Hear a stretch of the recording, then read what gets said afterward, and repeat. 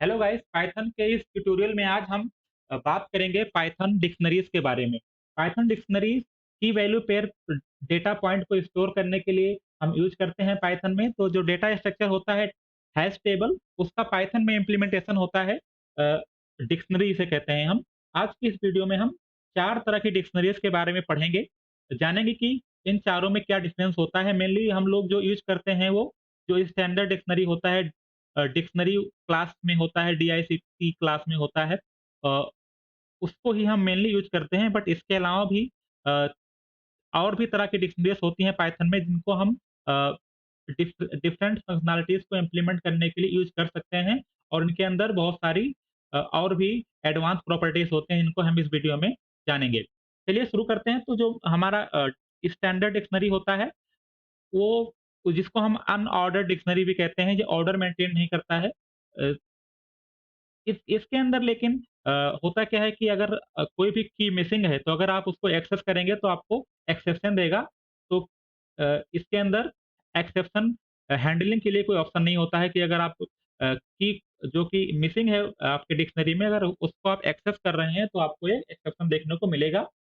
इसका जो सॉल्यूशन होता है, एक डिफ़ॉल्ट डिक्शनरी होता है, जो कि कलेक्शन मॉड्यूल में क्लास, ये डिफ़ॉल्ट डिक्शनरी क्लास होता है, जिसके अंदर अ, हैंड इसके अंदर जो मिसिंग वैल्यूज़ हैं, उसको हैंडल करने का ऑप्शन होता है। अगर आपका की प्रेज़ेंट नहीं होगा, तो आप एक डिफ़ॉल्ट वैल्यू को रिटर्न कर सकते हैं। उसके बाद जो ऑर्डर डिक्शनरी होता है हमारा, वो जो आपका की है, वो इंसर्शन अ, ऑर्डर को मेंटेन रखता है। बट ये जो ऑर्डर डिक्शनरी था, वो मेनली पाइथन वर्ज़न 3.7 के पहले यूज़ होता था। अभी जो डिक्शनरी होती है हमारी नॉर्मली, वही ऑर्डर्ड ही होती है। उसमें जो आपका की इंसर्शन ऑर्डर होगा, वो मेंटेन रहता है। इसका डिसएडवांटेज क्या होता था कि आपका जो ये ऑर्डर डिक्शनरी होता है, ये एक्चुअली डबली लिंक लिस्ट से इम्प्लीमेंट होता है, जो कि काफ़ी मेमोरी लेता है। तो इसके लिए ऑप्टिमाइज़ करने के लिए पाइथन को इसको अभी जो हमारा डिक्शनरी है, उसको ऑर्डर्ड कर दिया गया है। अ, और ये आपका ऑर्डर्ड में ही स्टोर करता है की को।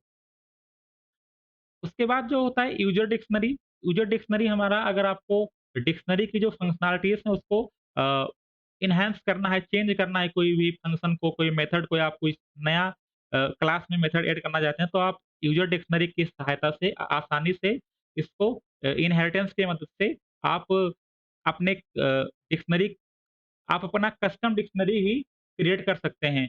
ये एक्चुअली यूज़र डिक्शनरी होता है, ये भी कलेक्शन मॉड्यूल के अंदर होता है। अ, और इसमें इसको आप आसानी से इनहेरिट करके आप इसके फंक्शनैलिटीज़ को, जो कि ऐसे फॉर एग्ज़ाम्पल गेट हो गया, गेट की या सेट की वैल्यू, ऐसे फंक्शनैलिटीज़ होते हैं, इसको हम देखेंगे आगे। तो उसको आप मॉडिफ़ाई कर सकते हैं, या आप अपने डिक्शनरी को मॉडिफ़ाई, जो डिक्शनरी के इंटरनल फंक्शंस हैं, उसको आप चेंज कर सकते हैं। ओके? चलिए आगे हम कोड की मदद से इन चारों डिक्शनरीज़ को एक्सप्लोर करते हैं, देखते हैं इनकी फंक्शनैलिटीज़ के बारे में। सबसे पहले मैंने कलेक्शंस मॉड्यूल से डिफ़ॉल्ट डिक्शनरी, ऑर्डर डिक्शनरी और यूज़र डिक्शनरी को मैंने इम्पोर्ट कर लिया है। ये तीनों कलेक्शन मॉड्यूल के अंदर होते हैं, तीनों क्लास। हम स्टार्ट करेंगे हमारा जो अ, स्टैंडर्ड डिक्शनरी होता है, उसके उससे देखते हैं उसकी प्रॉपर्टीज़ को। इसको हम फ्रीक्वेंटली यूज़ करते हैं। मैंने सबसे पहले यहाँ पे एक डिक्शनरी क्रिएट कर लिया है नंबर्स का, 1 2 3 4 5 नंबर्स का मैंने यहाँ पे क्रिएट कर लिया है। अ, ये जो हमारा की है 1, और ये क्या है, हमारा वैल्यू है। की वैल्यू पेयर के फॉर्म में हम स्टोर करते हैं डिक्शनरीज़ को, जैसा कि मैंने पहले ही बता दिया आपको। चलिए अगर मैं इसको प्रिंट करूँ,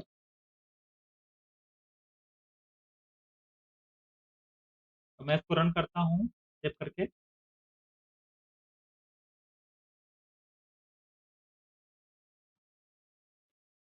तो ये हमारा डिक्शनरी प्रिंट हो गया। देखो, अगर आप देखो ऑर्डर 1 2 3 4 5, तो ये इंसर्शन ऑर्डर जो हमारा, जैसे इसे हम ऐड कर रहे हैं, 1 पहले ऐड किया, 2 3 4, वो ऑर्डर इसमें मेंटेन्ड है। तो जो अभी हायर वर्ज़न पाइथन होता है, उसमें जो इंसर्शन ऑर्डर होता है डिक्शनरी में, वो मेंटेन्ड रहता है। ये अभी ऑप्टिमाइज़्ड पाइथन होता है, वर्ज़न वर्ज़न में इसको अ, ऑर्डर को मेंटेन किया जाता है। उसके बाद अगर मैं यहाँ पे कोई वैल्यू ऐसा ट्राई करूँ, कि जो कि इसमें नहीं प्रेजेंट है। अभी हमने 5 तक लिया है, मैं मान लो यहाँ पे 6 को अगर मैं एक्सेस करूँ, राइट? मैं यहाँ से 6 को ट्राई करूँ कि 6 की वैल्यू क्या होगी, तो आप देखेंगे यहाँ पे एक एक्सेप्शन मिलेगा। और एक्सेप्शन क्या है कि एरर, मतलब ये जो हमारा की है 6, ये इसमें प्रेजेंट नहीं है। तो ये क्या होता है, ये जो हमारा स्टैंडर्ड डिक्शनरी होता है इसका मेन डिसएडवांटेज होता है कि अगर आपने कोई ऐसा की एक्सेस किया यूज़र ने अगर कोई ऐसा की एक्सेस किया जिस जो कि इसमें प्रेजेंट नहीं है आपकी डिक्शनरी में, तो आप उसको एक एक्सेप्शन देखने को मिलेगा। इसको आप दूर कैसे कर सकते हैं? या तो आप ट्राई एक्सेप्शन लगाएँ, मैं यहाँ पे ट्राई लगा देता हूँ। ट्राई एक्सेप्शन हैंडलिंग करके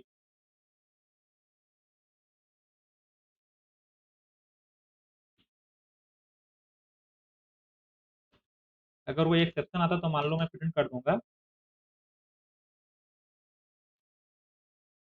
कि नॉट फाउंड, राइट? ओके, अभी मैं अगर ट्राई करूँ इसको, तो की नॉट फाउंड, तो इस तरह से मैंने ट्राई एक्सेप्शन करके इसको सॉल्व कर दिया। बट इसका एक और सॉल्यूशन होता है, वो होता है क्या, हम कलेक्शन मॉड्यूल से डिफ़ॉल्ट डिक्शनरी को अगर हम यूज़ करें, तो हमें ये एक्सेप्शन ऑटोमैटिकली हैंडल हो जाएगा, हमें ये ट्राई एक्सेप्शन लगाने की ज़रूरत नहीं पड़ेगी, राइट? तो इसको मैं यहाँ से पहले कमेंट कर देता हूँ, उसके बाद हम आगे देखेंगे कि अ, डिफ़ॉल्ट डिक्शनरी क्या होता है। आप डिक्शनरी जो नॉर्मल डिक्शनरी है उसकी अदर फंक्शनैलिटीज़ को भी एक्सप्लोर कर सकते हैं कि कोई वैल्यू कैसे अपडेट करेंगे, डिलीट करेंगे। उसके लिए मैं आपको आप अ, आगे उसको पढ़ सकते हैं। आगे मैं आपको बताऊँगा ये डिफ़ॉल्ट डिक्शनरी के बारे में। तो डिफ़ॉल्ट डिक्शनरी का पीरियड करना है तो अ, नॉर्मली आप यहाँ से इम्पोर्ट करेंगे और इसको सिंपल जैसे हमने डिक्शनरी को इनिशियलाइज़ किया था वैसे ही हम इसको भी इनिशियलाइज़ कर देंगे। बट डिफरेंस क्या होगा, यहाँ पे मैं क्या दे दूँगा, एक कुछ टाइप दे देंगे यहाँ पे हम, कि हम जो हमारा डिफ़ॉल्ट होगा उसको क्या देना चाहे, वो क्या वैल्यू होगी। अगर आप मान लो इंटीजर दे दें यहाँ पे, तो डिफ़ॉल्ट इंटीजर वैल्यू होगा वो 0 होता है, तो आपको अगर की मिसिंग होगा तो वहाँ से आपको 0 रिटर्न करके देगा। जैसे मैं यहाँ आप इस डिक्शनरी को कॉपी करता हूँ, मान लो यहाँ से मैं, और मैं इसको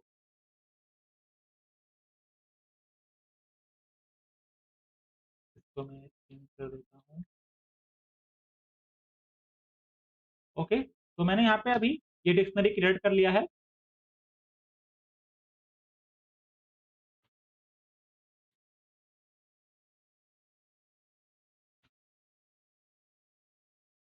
ओके, तो ये मैंने एक डिफ़ॉल्ट डिक्शनरी क्रिएट कर लिया है।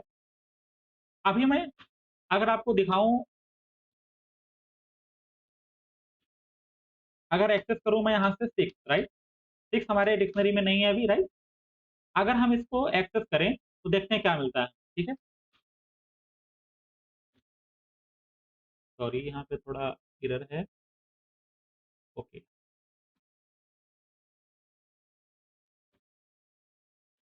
देखो यहाँ पे क्या आ रहा है, 0 आ रहा है। तो अभी हमको एक्स्ट्रा कोई एक्सेप्शन लगाने की ज़रूरत नहीं पड़ी, ये ऑटोमैटिकली इसने एक डिफ़ॉल्ट वैल्यू दे दिया।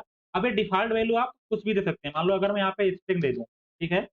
तो स्ट्रिंग का डिफ़ॉल्ट वैल्यू क्या होता है, स्पेस होता है, राइट? कुछ एक नल स्ट्रिंग होता है। तो आपको यहाँ पे एक नल स्ट्रिंग मिलेगा, मतलब कुछ नहीं मिलेगा इधर, राइट? तो ऐसे आप अगर यहाँ पे एक लिस्ट दे दें, ठीक है? देखते हैं लिस्ट में क्या मिलता है। एक एम्प्टी लिस्ट मिल जाएगी। तो कि यहाँ पे आप जो भी डेटा स्ट्रक्चर देंगे पाइथन में जितने भी होते हैं, उसका जो डिफ़ॉल्ट वैल्यू होगा, अगर वो की मिसिंग होगा तो आप वहाँ से वो आपको रिटर्न करके दे देगा। यहाँ पे आपको एक्स्ट्रा कोई अ, एक्सेप्शन लगाने की ज़रूरत नहीं पड़ेगी। अगर मैं यहाँ पे कोई मैसेज प्रिंट करना चाहता हूँ कि अगर हमारा की मिसिंग हो तो कोई मैसेज प्रिंट हो जाए, राइट? तो उसके लिए हम यहाँ पे मैसेज भी दे सकते हैं। यहाँ पे आपको लैम्बडा फंक्शन यूज़ करके मान लो मैं देना चाहता हूँ की नॉट फाउंड, ठीक है? अभी मैं अगर यहाँ से एक्सेस करूँ, तो आपको क्या मिलेगा कि नॉट फाउंड, ठीक है? तो आप ऐसे यहाँ पे आप एक डिफ़ॉल्ट वैल्यू दे सकते हैं, जो कि अगर आपका की मिसिंग होगा, तो ऑटोमैटिकली जो आपका डिफ़ॉल्ट डिक्शनरी है, वो रिटर्न करके दे देगा, ठीक है? अगला हम पढ़ेंगे ऑर्डर्ड डिक्शनरी। ऑर्डर्ड डिक्शनरी क्या होता है? अगर आप पाइथन के ओल्डर वर्ज़न के बारे में बात करें तो दोनों में डिफ़रेंस था, जो हमारा डिक्शनरी है और ऑर्डर डिक्शनरी, ठीक है? ये एक्चुअली आपका जो इंसर्शन ऑर्डर होता है की का उसको मेंटेन करता है। बट अभी अगर हम पाइथन में बात करें तो दोनों जो डिक्शनरीज़ होते हैं वो सेम होते हैं। एक्चुअली आप ऐसा कह सकते हैं इसको बैकवर्ड कंपैटिबिलिटी के लिए कि अगर कोई लोअर वर्ज़न यूज़ कर रहा है तो भी अगर उसको दिक्कत ना हो इसलिए अभी भी इसको मॉड्यूल में रखा गया है कलेक्शन मॉड्यूल में बट अ, इसकी ज़रूरत आपको नहीं होती है एक्चुअली देखा जाए तो अभी अगर आप हायर वर्ज़न पाइथन यूज़ कर रहे हैं तो मैं यहाँ पे रन करके दिखाता हूँ आपको कैसे दिखेगा ये। इसकी जो वैल्यू होगी वो कैसे ऑर्डर को मेंटेन करेगा।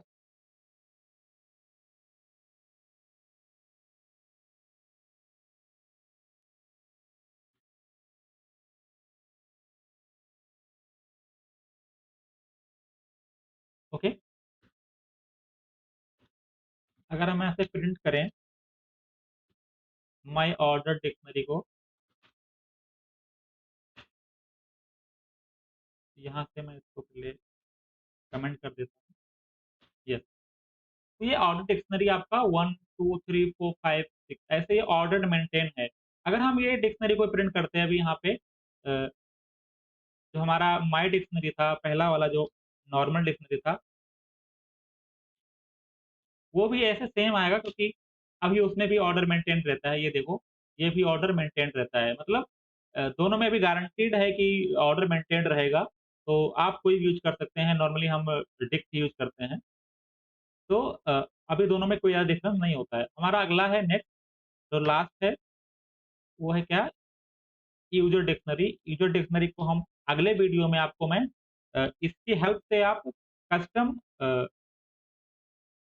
कस्टम डिक्शनरी कैसे क्रिएट कर सकते हैं आप डिक्शनरी जो नॉर्मल है आपकी स्टैंडर्ड डिक्शनरी उसको कैसे कस्टमाइज़ कर सकते हैं, नए-नए फंक्शंस कैसे ऐड कर सकते हैं, एनहांस कर सकते हैं फंक्शंस कैसे with the help of inheritance in Python we will learn that in the next video but इस वीडियो में हम थोड़ा-सा इसके ओवरव्यू को देखेंगे। तो ये क्या होता है, ये एक रैपर क्लास है जो हमारा नॉर्मल डिक्शनरी होता है, जैसे हमारा नॉर्मल डिक्शनरी मैंने यहाँ पे क्रिएट कर के रखा है माय डिक्स राइट? यहाँ पे अ, इसके फंक्शनैलिटीज़ को अगर आपको एनहांस करना है सब क्लासिंग की मदद से उसका एक रैपर क्लास है जि जो कि आप इज़िली इसके हेल्प से आप जो हमारा डिक्शनरी क्लास है उसकी फंक्शनैलिटीज़ को इम्प्रूव कर सकते हैं। और भी आप अ, एक्स्ट्रा फंक्शंस को ऐड कर सकते हैं जो कि हम नेक्स्ट वीडियो में उसको एक्सप्लोर करेंगे कैसे हम इनहेरिटेंस की मदद से नए-नए डिक्शनरीज़ मेथड्स को ऐड कर सकते हैं। बट अ यहाँ पे अगर मैं बताऊँ आपको तो एक ये इसका कंस्ट्रक्टर है, इसके अंदर ये एक डिक्शनरी लेता है, जो हमारा नॉर्मल डिक्शनरी होता है डिक्शनरी क्लास में। तो मैं यहाँ पे अगर जो मैं हमारा माय डिक्शनरी था उसको पास कर दूँ, तो इसके अंदर एक फ़ील्ड होता है डेटा करके, तो मैं अगर यहाँ प्रिंट करूँ, माय जो डिक्शनरी और डेटा, ठीक है? तो ये देखो, 1 मिनट में इसको पहले कमेंट कर देता हूँ,